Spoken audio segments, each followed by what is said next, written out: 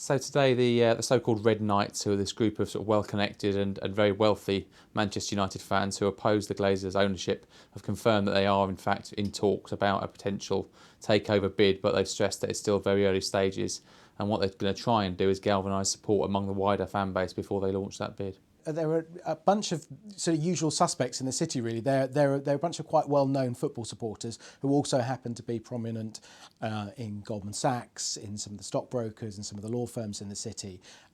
They're reasonably wealthy people. One or two of them are very wealthy people, but the majority of them don't have vast pots of money of their own. They're not sort of multi-billionaires. They're, one of them, Jim O'Neill, who is the chief economist of Goldman Sachs, is a very well-paid guy, but he's just an employee of Goldman Sachs, and he's not going to be able to buy the club on his own. So they are probably facilitators more than anything else. They're looking to kind of rally investors around them. At the moment, the problem for them is that the Glazers say we're not selling, so they've got a problem. But as with any negotiation, I think anyone would sell at the right price. So I think this is the start of a very long process in which they'll look to galvanise support, as I say, among the wider fan base, and hope that that helps persuade the Glazers that it's just really not worth their while, and they're better off, sort of getting out with a modest profit now, rather than seeing their kind of their money-making machine erode over time, if you like, as fans get more and more disgruntled. I think the key is whether they can really sort of galvanise that support to the level they think they can. The big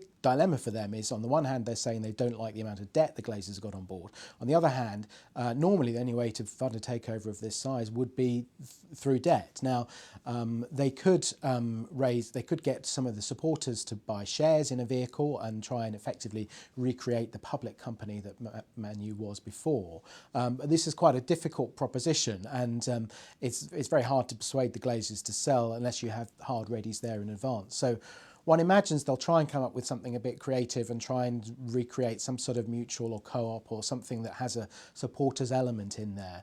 But also one imagines they'll be hard pressed to avoid taking on any debt at all. So they may have to slightly kind of change their language on complete rejection of debt. What they will say is they don't want too much debt.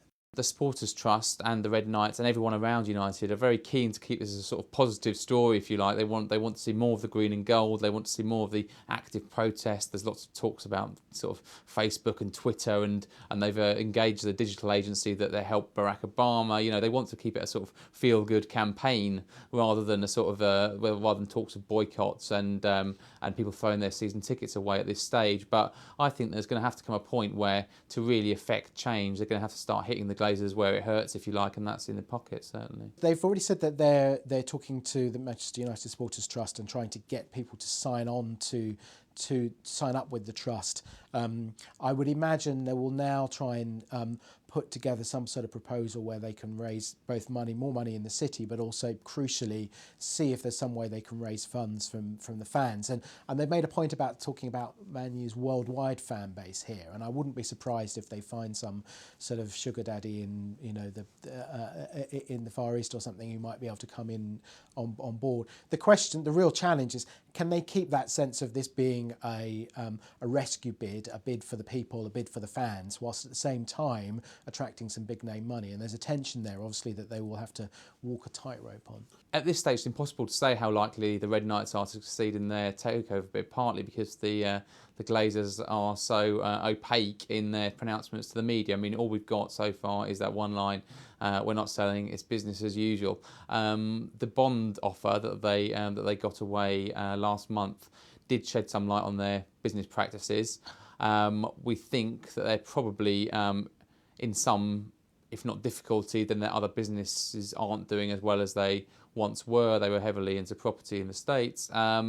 And we suspect that, kind of the Manchester United is now their main concern and their main money-making concern. So for them, it's a trade-off between continuing to make the money they need to make to pay down their debt that they took out on buying the club, or perhaps selling at a modest profit now.